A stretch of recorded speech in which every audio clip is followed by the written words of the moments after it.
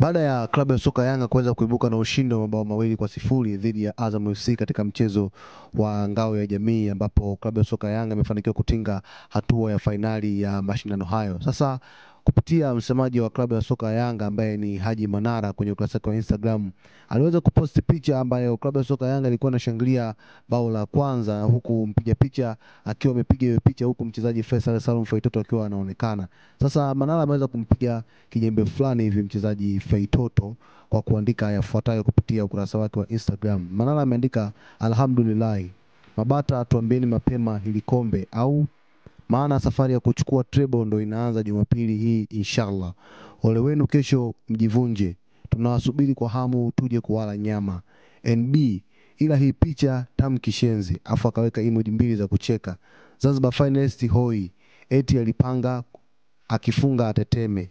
Yanga hii bro.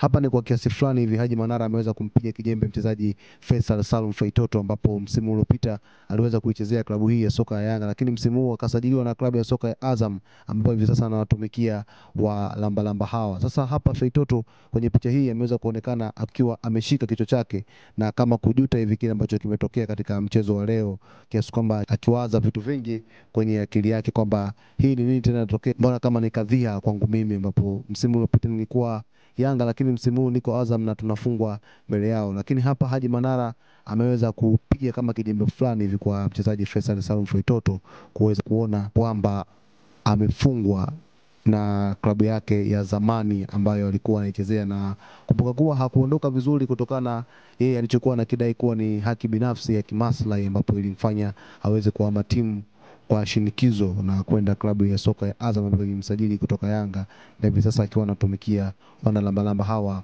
wa Chamazi. Sasa huyu ni Manara, lakini tuendelee kusubiri nini ambacho kingine kitajiri kuhusiana na Haji Manara na mustakabali mzima wa klabu ya soka ya Yanga na mashindano ambavyo yanaendelea kule mkoani Tanga.